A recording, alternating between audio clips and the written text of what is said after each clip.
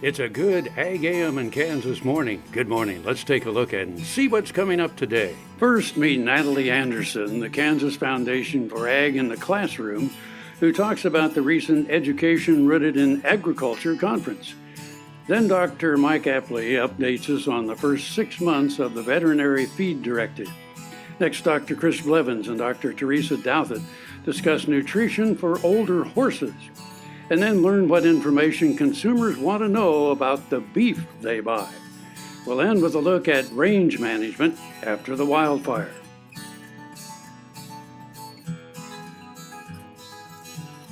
Closed captioning brought to you by Ag Promo Source. Together we grow. Learn more at agpromosource.com. This segment brought to you by Kansas Regenerative Medicine.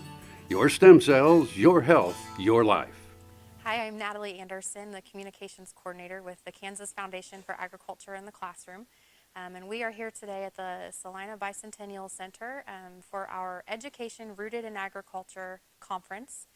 We have just about 50 teachers, County Farm Bureau coordinators, and conservation district managers from across the state that have joined us here today to get some hands-on activities and ideas that they can incorporate in their classroom. We have teachers from elementary all the way through high school grades that are here with us today. This morning we had a keynote speaker, Peggy Thomas. She's a children's book author, and she wrote 2 stories about presidents in agriculture, George Washington and Thomas Jefferson, and their history in agriculture. And so got to hear some awesome things from her. We have really the meat and potatoes of today's conference is the workshops that are being led by some teachers across the state that are already using agriculture in their classrooms to teach science and math, social studies and language arts.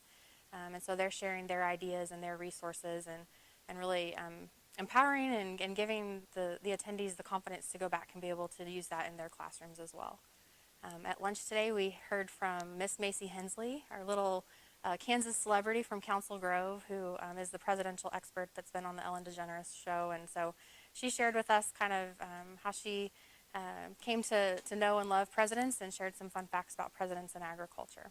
You know, some of the greatest learning, I think, comes from being able to teach others. You kind of learn, you know, the teachers that are here presenting they've either attended a workshop of ours in the past, or they've gone to an event like this where they've learned about agriculture and are now trying that and using that in their classroom. And so now they're kind of paying it forward, and they're here sharing their ideas and resources and things with other teachers. And it's just really cool to see the teachers come together and learn from one another and to network and to just kind of feed off of one another. The energy that's here today is just, it's awesome. This is always one of our favorite times of year because the teachers are just so energized. They have some great ideas, and it's just really cool to see that energy. We do in the summertime a 3-day summer institute. It's a lot more of what happens here at the conference. It's just a lot more in depth, very hands-on. This year our summer institute is happening in Parsons, so we're excited about that. We have Dr. Kevin Donnelly from the Department of Agronomy at K-State is going to be there and joining us for that. And so that's kind of our next big event that's coming up. We also offer half-day in-service trainings for teachers and school districts throughout the school year. Just a lot of really great opportunities for teachers to get involved and to learn more. Our Teacher of the Year program is the application for that is coming up June 30th for the 2018 Teacher of the Year, and that's open to all Kansas educators K through 12. That have been using agriculture in their classroom, and it's an opportunity for us to be able to learn more about what they're doing and to recognize them for all of their efforts and what they're doing in their classrooms. More information can be found at our website, ksagclassroom.org. I should also mention that the winning Teacher of the Year will receive an all-expense paid trip to the National Ag in the Classroom Conference, and next year's conference, I believe, will be held in May.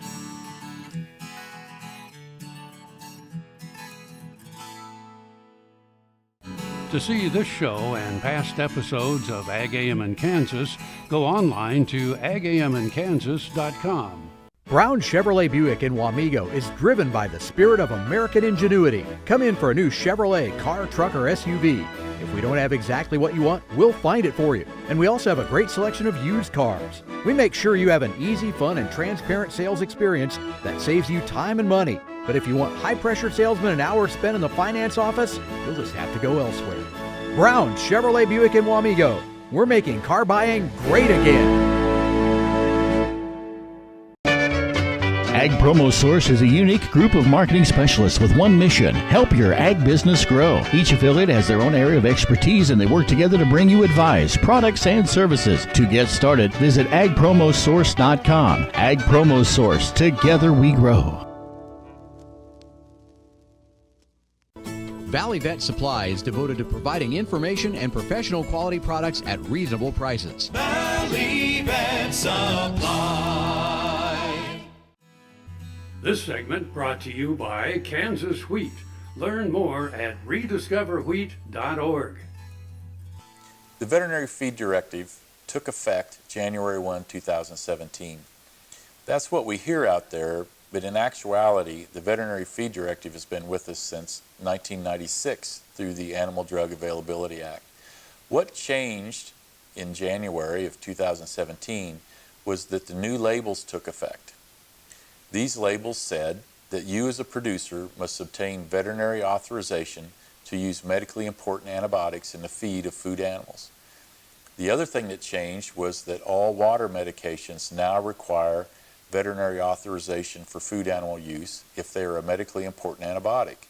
This is in the form of a prescription.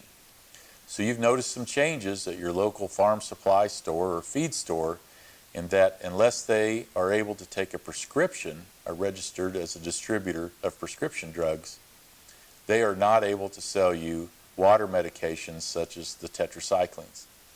For the feed medications that are medically important antibiotics, you've noticed that you must have a veterinary feed directive in order to obtain them. As a producer, you have specific requirements on record keeping, and you are required to follow the veterinary feed directive to the letter. There is no extra label use allowed of in-feed antimicrobials, which are under the guidance of a veterinary feed directive and are medically important. By now, many of you have had some in-depth conversations with your veterinarians about previous uses which may have been necessary to change. For example, foot rot and pink eye use of chlorotetracycline to use to try to prevent or control those diseases is not on the label, and therefore your veterinarian cannot legally authorize those. Your veterinarian has probably also talked to you about the difference between hand-fed and free choice feed, and the requirement for a free choice feed to have not only an approved drug, but an approved formulation. I encourage us all to continue to strive to have more approved free choice feed formulations so that we may have approved uses out there in the field. So I'm thankful that veterinarians and their clients have been able to work together. I appreciate the support of the producer organizations in moving the Veterinary Feed Directive forward and having these conversations.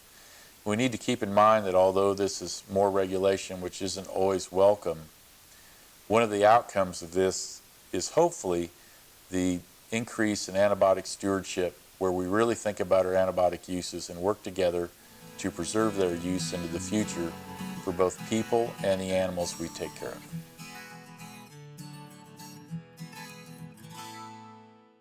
Grain sorghum is one of the most important cereal crops worldwide, and Kansas leads the nation in its production. Over the years, sorghum has been either exported, used in animal feed domestically, or for other industrial uses. Recently, its use in the ethanol market has seen tremendous growth, with 30% of domestic sorghum typically going to ethanol production. Kansas Grain Sorghum is committed to sorghum research, market development, and education. Learn more at ksgrainsorghum.org. As fourth-generation farmers themselves, Heinen Brothers Ag Service understands the risk and rewards of farming. So when it comes to quality aerial and ground application, fertilizer, ag chemicals, and anhydrous ammonia, call Heinen Brothers Ag today, 800-760-4964. Hey, I'm Clark Victory. I grew up right here on this little ranch near Chelsea, Oklahoma. Roped and ranched all my life, and a few years ago I had an injury that created what they call a frozen shoulder in layman's terms. It got to the point that I I couldn't reach, I couldn't sleep, I couldn't do anything. After speaking with the surgeon in Tulsa, he finally told me that he could make my shoulder better if he did surgery, but he absolutely couldn't fix it. I decided that, maybe I better listen to my friend John, and I called Kansas Regenerative Medical Center. I talked to Patrick Farley and was just excited about the whole aspect of going up there and having the opportunity to focus on getting better. The next morning at 8:30, went into the clinic, did the stem cell replacement. By 12:30, my wife and I had lunch and was driving back to Chelsea. I feel better. We work around here. Some days we work pretty hard around here, and like any older guy does, I get pretty sore, pretty tired, but my right shoulder doesn't get sore. It's like a baby's arm. Soil is the life of a farm, and for 25 years, SureCrop Liquid Crop Nutrition has helped growers produce abundant quality crops while preserving and improving the soils they steward. SureCrop offers complete soil and plant analysis with cropping recommendations, delivery direct to your on-farm storage, and quality crop nutrition custom blended for your field. Choose SureCrop for the assurance of excellence for your soil. Call today or visit their website for more information. This segment brought to you by SureCrop, liquid crop nutrition delivered right to your farm. Hello and welcome to Horse and Around. I'm Dr. Chris Blevins at Veterinary Health Center here at Kansas State University, joined today by Dr. Teresa Douthit. Welcome. Hello. Dr. Douthit is an equine nutritionist over in animal science and is an associate professor over there, and does great projects, has great information about horse nutrition. And today I thought that we would have you just kind of talk a little bit about older horses and maybe some aspects of maybe starting with management of older horses, or what people should do when they have an older horse that maybe they didn't realize how to feed them. Okay. Well, a lot of people know and realize that as horses get older, it gets hard to maintain weight on those horses. They start to lose weight. It gets hard to keep them looking good. Pretty soon you can see the ribs and the hip bones become prominent, and owners, they know that this is an issue, and a lot of times they don't maybe realize exactly what's going on. In these horses, there's really three different things that kind of come to mind for me. One, a lot of times their teeth get pretty poor, and they have a hard time really chewing and really being effective when they consume roughage in particular. And so dental care becomes really important in these horses.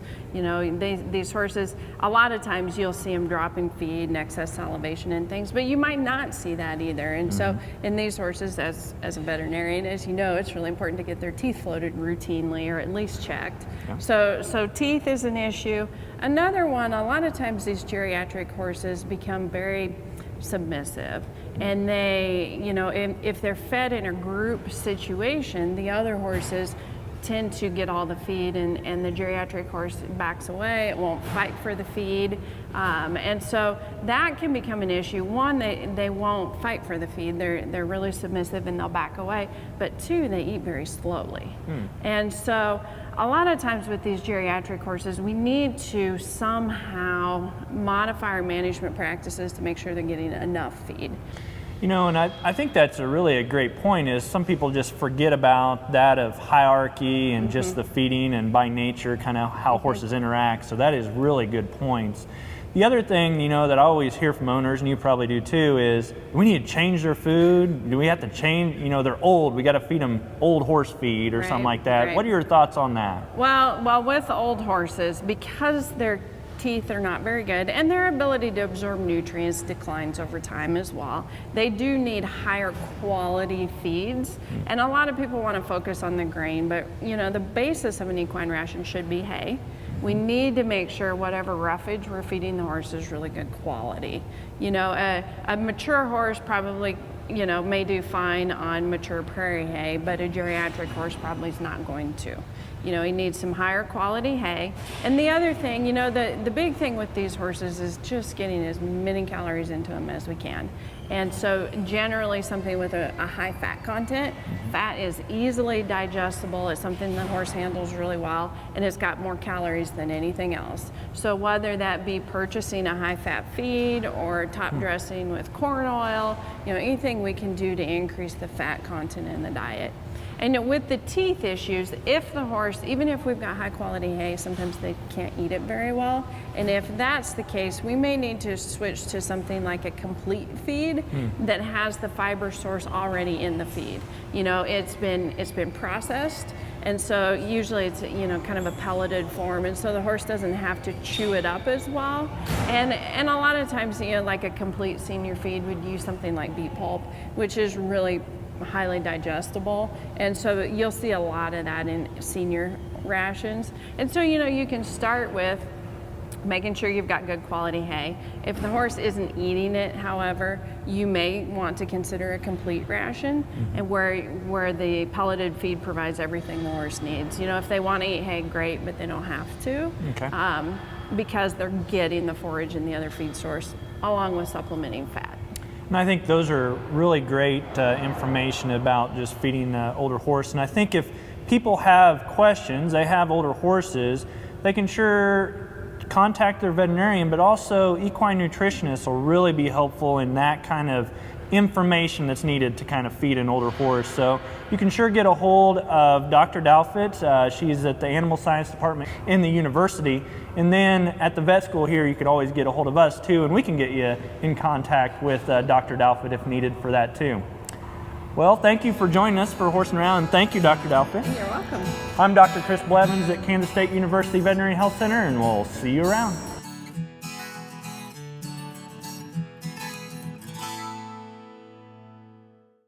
The Kansas Wheat Innovation Center in Manhattan is rediscovering ways to get improved varieties and new genetics in the hands of farmers faster. Grower-led and checkoff-funded research initiatives are bringing about positive change. This grassroots leadership provides a strong voice in Topeka and Washington, D.C. Now is the time to partner with Kansas Wheat in moving wheat forward. Kansas Wheat Commission and Kansas Association of Wheat Growers.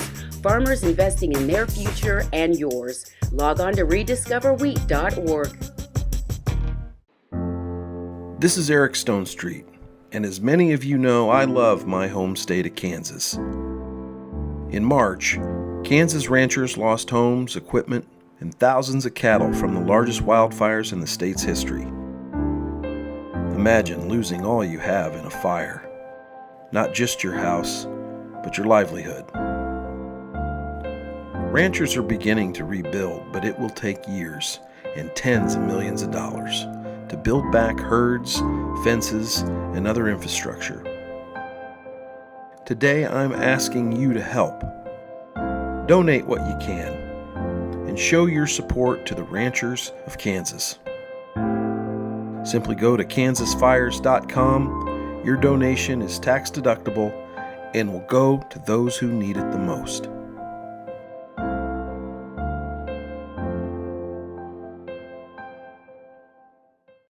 KFRM is one of the largest farm radio stations in the nation, dedicated to informing and entertaining rural listeners from northern Oklahoma to southwestern Nebraska.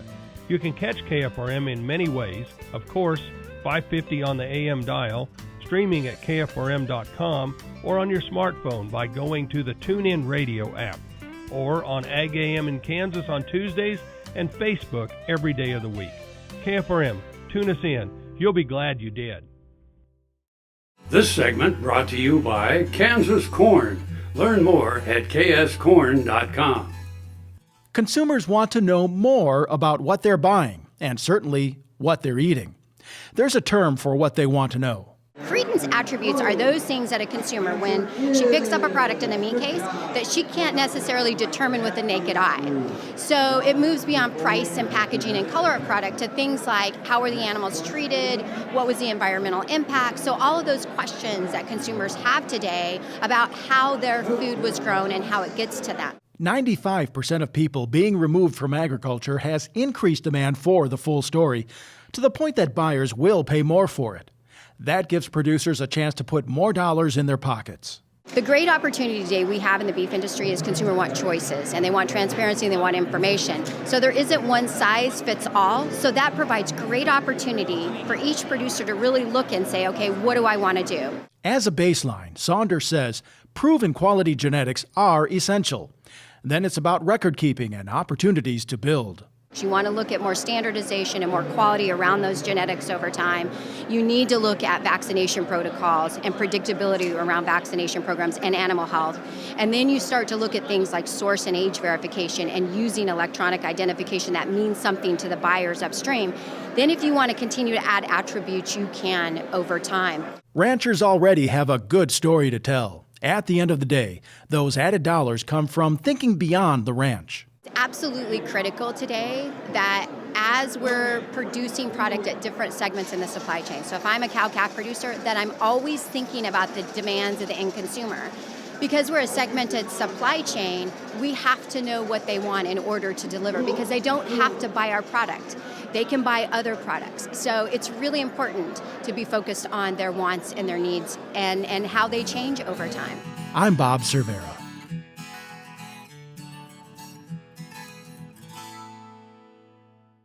Tarwater Farm and Home has been family owned and operated since its beginning in 1978. What you need for farm and agriculture, lawn and garden, clothing and footwear, and so much more. You'll be surprised at what you'll find in this huge store. They have what you need and lots of it. So come take a look. You'll discover that customer service is first and foremost. Always has been with the Tarwaters. Tarwater Farm and Home, 4107 North Topeka Boulevard. Kansas Farm Bureau, the voice of agriculture, represents grassroots agriculture. The state's largest and most powerful farm organization stands up for its members through leadership development, agriculture education, legal defense, environmental advocacy, farm safety, and risk management. Members also enjoy money-saving benefits. To join our organization today or to learn more, go to www.kfb.org or find us on Facebook and Twitter. Next time you see a beautiful field of corn, reach out and thank the farmers who work tirelessly to raise corn for livestock feed, renewable fuels, and exports to feed a growing world population. The farmers on the Kansas Corn Commission work for Kansas Corn with grower-funded checkoff dollars that support foreign and domestic market development, research, promotion, and education to expand opportunities for Kansas farmers. To learn more, visit kscorn.com. Hello friends, I'm Ernie Rodina. And I'm Dawn Dawson with the Better Horses Radio Show. For over 9 years, we've been bringing the Better Horses Radio Show to markets all across the Midwest. We talk about God, lots about horses. We talk about cows, we talk about horse health, we talk to top trainers, and we even talk about Roy Rogers. We're having a blast with Better Horses Radio Show and would love to take it to a market near you. So visit our website at betterhorsesradio.com and let us or your local radio station know you'd like to hear it in your area. The Better Horses Radio Show is unbelievable. This segment brought to you by Kansas Soybean Commission. Progress powered by Kansas farmers. Just understanding what's going on and learning what you can do to help it will keep ranchers around here up and going. These fires, they don't respect state lines, and our plant communities really, are growing across these different states. And so it doesn't make sense to only have Kansas or Oklahoma put these things on, but really just to work together and try to figure out what's working in different areas and what do we still need to learn more about. K-State Research and Extension partnered with Oklahoma State University's Extension program to host an event focused on range management after the devastating wildfires that took place in early March. One of the speakers at the event was K-State Range Management Specialist Walt Fick. Fires were, not necessarily at a bad time of the year. They occurred at a time of the year we might conduct a prescribed burn, for instance, but under the wildfire conditions, much more intense and will cause a lot more, at least potential damage to the plants. Although it burned off all of the above ground vegetation, the roots and everything are still alive, and so those plants are able to come back. How soon can producers put cattle on? I think most places have sufficient forage where they could start grazing any time. One of the good things that's happened, and the reason that they might be able to do that, is they have had good precipitation. As we think about management, one of the key things, and whether we're following a wildfire or otherwise, is stalking rates. That's always a key factor, is how that influences the growth of the plants as well as livestock performance. A lot of these ranches around here are third, fourth, fifth generation ranches, and just the help that K-State Research and Extension has been outstanding. Knowing what you can expect, and Dr. Wall explained it really well, again, you know, it's just another tool to help you succeed. Closed captioning brought to you by Ag Promo Source. Together we grow. Learn more at agpromosource.com.